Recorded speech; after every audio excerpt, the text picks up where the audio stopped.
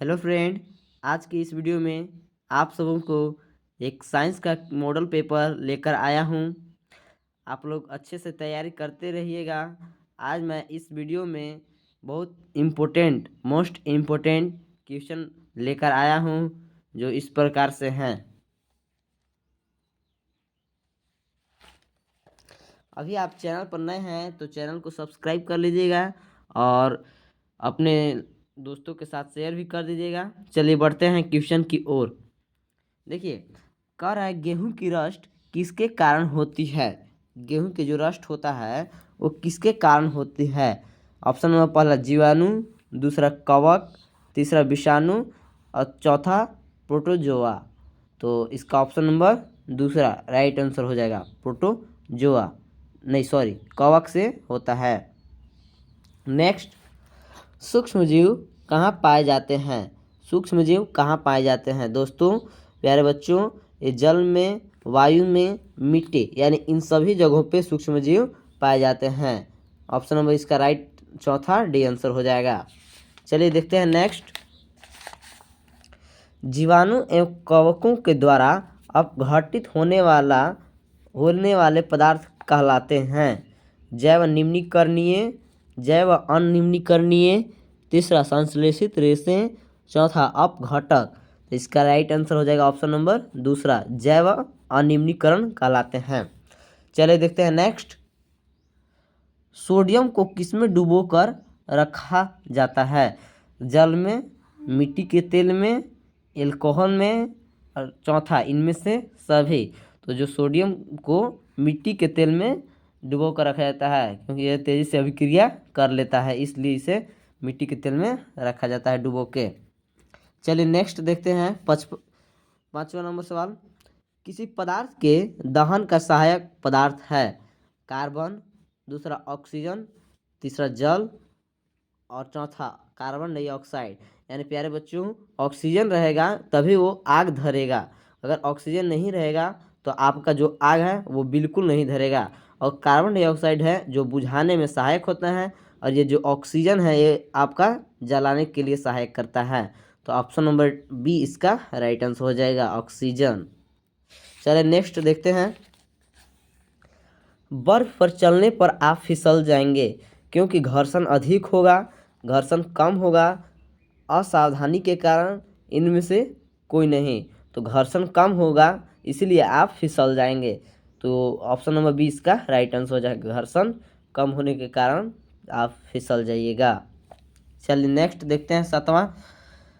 किसी वस्तु की माध्य स्थिति के आगे पीछे होने वाली गति को क्या कहते हैं। ध्वनि, घंटी, कंपन, यंत्र। तो इसका राइट आंसर हो जाएगा ऑप्शन नंबर तीसरा, कंपन कहते हैं। चलिए देखते हैं अगला। किस प्रक्रिया के कारण श्वेत प्रकाश 7 रंगों में विभक्त हो जाती है। यानी कहा जा रहा है कि किस प्रक्रिया के कारण श्वेत प्रकाश जो होते हैं वो 7 रंगों में बट जाते हैं। तो पहला ऑप्शन है विक्षेपण प्रक्रिया, दूसरा परावर्तन प्रक्रिया, तीसरा अपवर्तन, इनमें से सभी। तो इसका राइट आंसर हो जाएगा ऑप्शन नंबर पहला, विक्षेपण प्रक्रिया के कारण जो श्वेत प्रकाश होते हैं वो 7 रंगों में बढ़ जाते हैं। क्या आपको पता है कि श्वेत प्रकाश कौन कौन से होते हैं।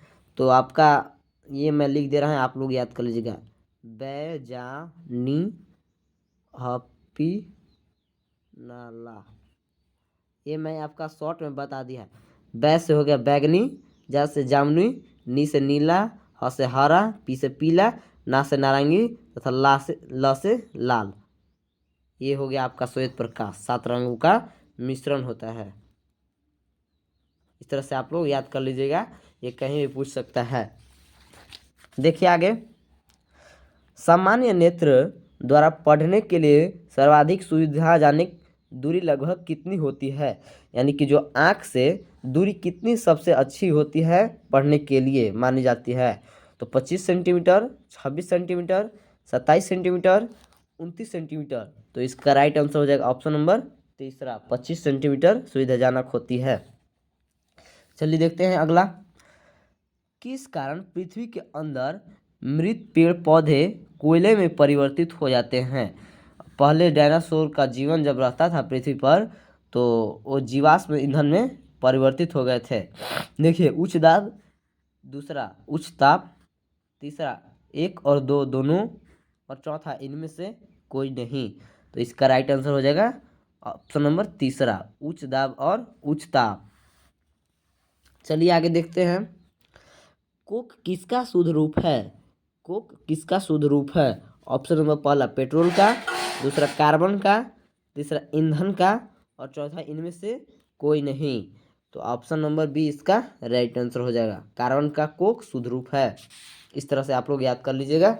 चलिए देखते हैं 12वां। मृदा अपरदन को रोकने में सहायक है। जो मृदा अपरदन होती है उसे कौन रोकता है? देखिए, वन्य जंतु, वृक्ष, कल कारखाने, और चौथा वनोन्मूलन। तो इसका राइट आंसर हो जाएगा ऑप्शन नंबर बी।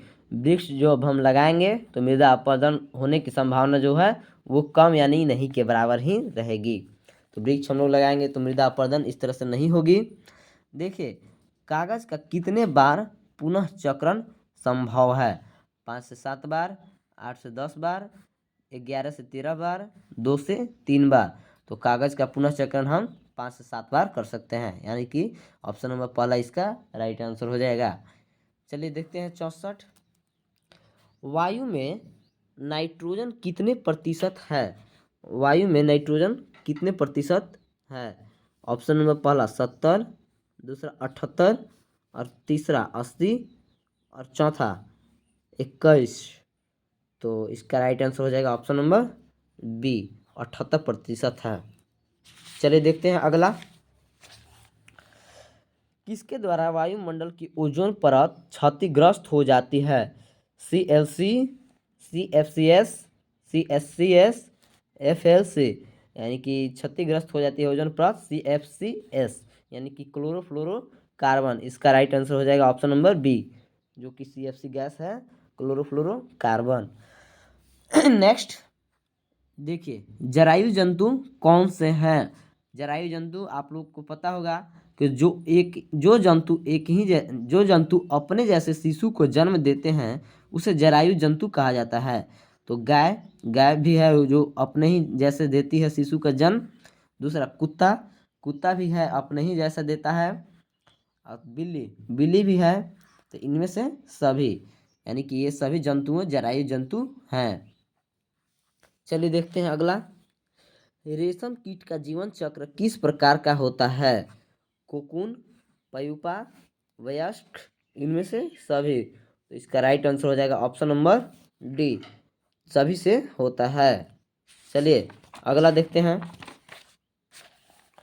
विद्युत सेल में कितने टर्मिनल होते हैं? 1, 2, 3, 4। तो विद्युत सेल में जो बैटरी होती है उसमें 2 ही टर्मिनल होते हैं। ये देखिए, मान लीजिए ये बैटरी है, ठीक। इसको मान लीजिए हम प्लस कहते हैं और इसको माइनस कहते हैं। तो प्लस और माइनस कितने हुए? 2 हुए। एक प्लस इधर है और एक माइनस इधर है, तो 2 टर्मिनल होते हैं विद्युत सेल में। समझ गए? इस तरह से आप लोग बना सकते हैं। चलिए देखते हैं अगला। कौन विद्युत धारा के प्रवाहित होने पर दीप्त होता है? जब उसमें विद्युत धारा प्रवाहित होती है तो जलने लगता है। LCD, दूसरा LED, तीसरा DVD, और चौथा PVC। तो इसका राइट आंसर हो जाएगा ऑप्शन नंबर दूसरा LED। जो बल्ब है वो कम विद्युत धारा भी प्रवाहित होगी तभी वो दीप्त हो जाएगा, यानी जलने लगेगा। तो ऑप्शन नंबर 20 इसका राइट आंसर हो जाएगा बच्चों। चलिए देखते हैं अगला। विद्युत धारा कौन सा प्रभाव उत्पन्न करता है? विद्युत धारा कौन सा प्रभाव उत्पन्न करता है? चुंबकीय प्रभाव, दूसरा विद्युत लेपन, तीसरा गुरुत्वाकर्षण, और चौथा घर्षण। तो इसका राइट आंसर हो जाएगा चुंबकीय प्रभाव। इसका राइट आंसर ऑप्शन नंबर पहला हो जाएगा। चलिए देखते हैं अगला। निम्न में से सबसे मजबूत रेशा कौन सा है? रेयान, नायलॉन, एक्रिलिक, इनमें से कोई नहीं। तो नायलॉन जो रेशा है वो सबसे मजबूत रेशा है। जो मान लीजिए कि पैरासूट हो गया, मोजा हो गया, पेंट ब्रश हो गया, टूथ ब्रश हो गया, पहाड़ों पर चढ़ने के लिए हो गया, ये सब रेशों का प्रयोग नायलॉन का रेशा का प्रयोग होता है। चलिए आगे देखते हैं। प्लास्टिक जो आग का विरोध करता है वह है बेकेलाइट, दूसरा मेलामाइन, तीसरा पीवीसी और चौथा इनमें से सभी। तो इसका राइट आंसर हो जाएगा मेला माइन। ऑप्शन नंबर 20 का राइट आंसर हो जाएगा। मेला माइन है जो प्लास्टिक आग का विरोध कर सकता है। चलिए आगे देखते हैं। पॉलीएस्टर की सामान्य किस्म है टेरिलीन, पॉलीमर, तीसरा एक और दो दोनों, और चौथा इनमें से कोई नहीं। तो इसका ऑप्शन नंबर पहला टेरिलीन राइट आंसर हो जाएगा बच्चों। इस तरह से आप लोग याद कर लीजिएगा।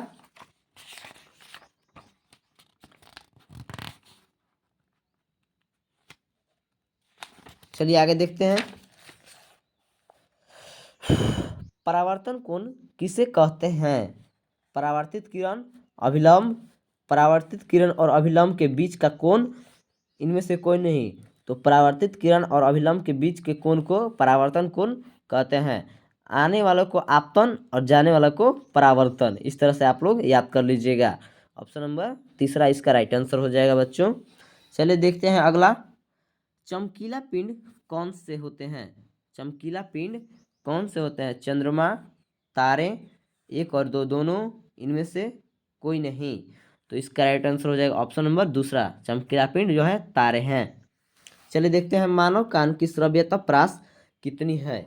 ये आपका VVI very very important question है। आप लोग बहुत ही अच्छे तरीके से इसको याद कर लीजिएगा, क्योंकि ये हर कंपटीशन में या हर एग्जाम में 8, 9, 10 की क्लासों में भी पूछता है।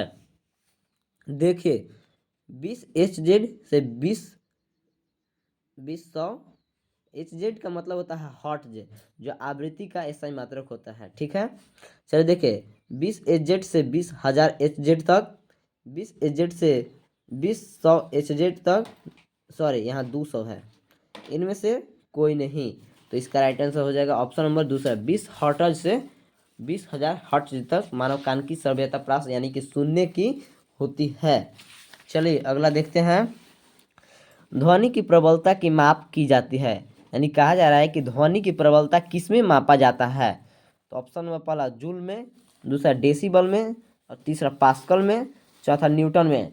तो इसका राइट आंसर हो जाएगा ऑप्शन नंबर दूसरा, डेसिबल में ध्वनि की प्रबलता को मापा जाता है।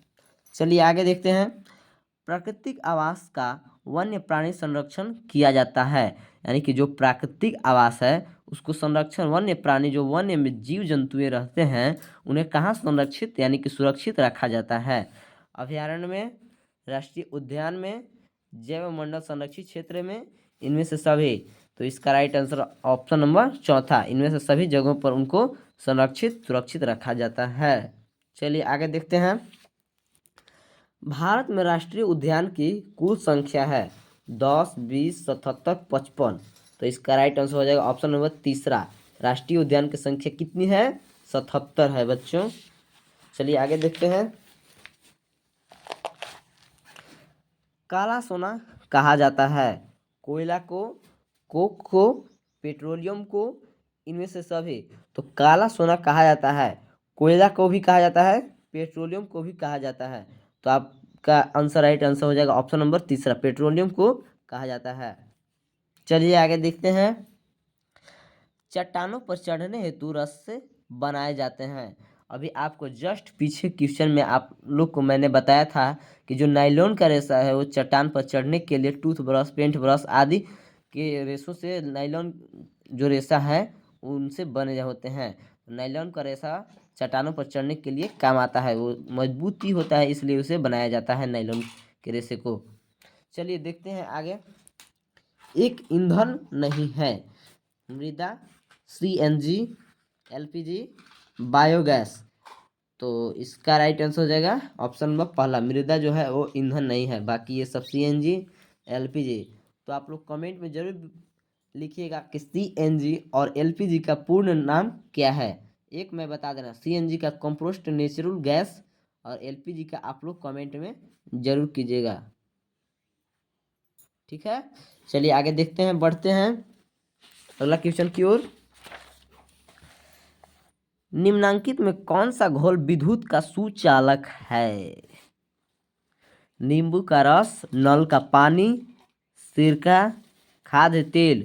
तो इसका राइट आंसर हो जाएगा ऑप्शन नंबर तीसरा, सिरका। चलिए आगे देखते हैं। कौन सी गैस अत्यंत विषैली होती है? CO2, carbon dioxide, nitrogen, carbon monoxide यानी कि CO3, और चौथा है मीथेन। तो ऑप्शन नंबर तीसरा इसका राइट आंसर हो जाएगा। कार्बन मोनोऑक्साइड एक अत्यंत विषैली गैस है। चलिए आगे देखते हैं। निम्नलिखित में सबसे छोटी कोशिका कौन है? माइकोप्लाज्मा, अमीबा, श्वेत रक्त कणिका, इनमें से सभी। तो माइकोप्लाज्मा जो है बच्चों वो सबसे छोटी कोशिका होती है। ऑप्शन नंबर इसका पहला राइट आंसर हो जाएगा। चलिए आगे देखते हैं क्वेश्चन।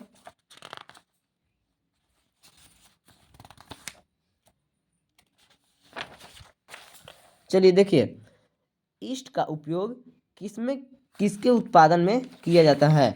ईस्ट का उपयोग किसके उत्पादन में किया जाता है? ऑप्शन नंबर पहला चीनी, अल्कोहल, ऑक्सीजन, हाइड्रोक्लोरिक अम्ल। जो ईस्ट का उपयोग होता है अल्कोहल बनाने, शराब बनाने के लिए किया जाता है। और आप बताइए, कमेंट में लिखिए कि शराब किन किन चीज़ों से बनाया जा सकता है, कमेंट में जरूर लिखिएगा। चलिए आगे देखिए, मलेरिया रोग का कारण है, यानी कहा जा रहा है कि मलेरिया रोग किससे फैलता है, किसके द्वारा होता है? प्रोटोजोआ, विषाणु, जीवाणु, कवक। तो मलेरिया जो है वो प्रोटोजोआ से फैलता है। ऑप्शन प्रोटोजोआ से होता है। ऑप्शन नंबर पहला इसका राइट आंसर हो जाएगा। चलिए देखते हैं अगला। टेस्टोस्टेरोन है अंतःस्रावी ग्रंथि, स्त्री हार्मोन, पुरुष हार्मोन, इनमें से सभी। तो जो टेस्टोस्टेरोन है वो पुरुष हार्मोन है और स्त्री हार्मोन का नाम है एस्ट्रोजन। एस्ट्रोजन, जेन भी कह सकते हैं या जन भी कह सकते हैं। जो पुरुष हार्मोन है टेस्टोस्टेरोन और स्त्री हार्मोन है एस्ट्रोजन। इस तरह से आप लोग याद कर लीजिएगा, परीक्षा में कोई भी पूछ सकता है, इसमें कोई शक नहीं है। देखिए, बल का केवल परिणाम होता है, परिणाम और दिशा दोनों होता है, केवल दिशा होता है, इनमें से कोई नहीं। तो बल का परिणाम और दिशा दोनों होता है। ऑप्शन नंबर दूसरा इसका राइट आंसर हो जाएगा। चलिए आगे देखते हैं।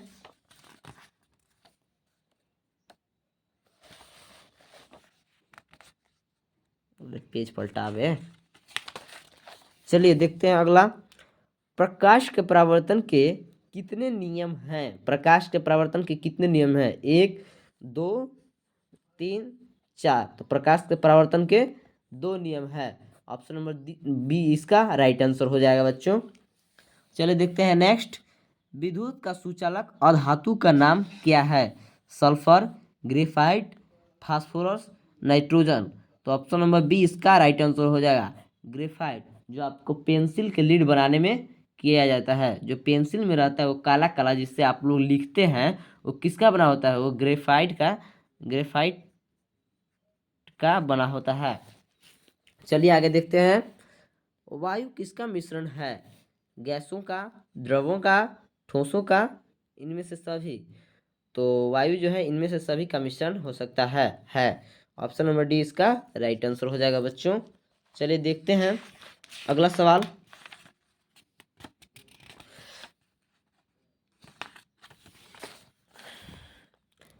क्लोरोफ्लोरोकार्बन का उपयोग कहाँ किया जाता है? रेफ्रिजरेटर में, एयर कंडीशनर में, एरोसोल फुहार में, इनमें से सभी। तो इनमें से सभी क्लोरोफ्लोरोकार्बन का उपयोग किया जाता है। ऑप्शन नंबर डी इसका राइट आंसर हो जाएगा। देखिए अगला, भोजन से प्राप्त ऊर्जा का उपयोग कहाँ किया जाता है? पाचन, कहाँ किया जाता है? पाचन में, श्वसन में, उत्सर्जन में, इनमें से सभी। तो इसका राइट आंसर हो जाएगा ऑप्शन नंबर डी, इनमें से सभी जगहों पर होता है भोजन का से प्राप्त ऊर्जा। देखिए, तैलीय सतह से घर्षण बढ़ता है, घर्षण घटता है, घर्षण बिल्कुल नहीं होता, घर्षण पर प्रभाव नहीं पड़ता। तो तैलीय सतह से जो है वो घर्षण घटता है। ऑप्शन नंबर बी इसका राइट आंसर हो जाएगा। चलिए देखते हैं अगला क्वेश्चन।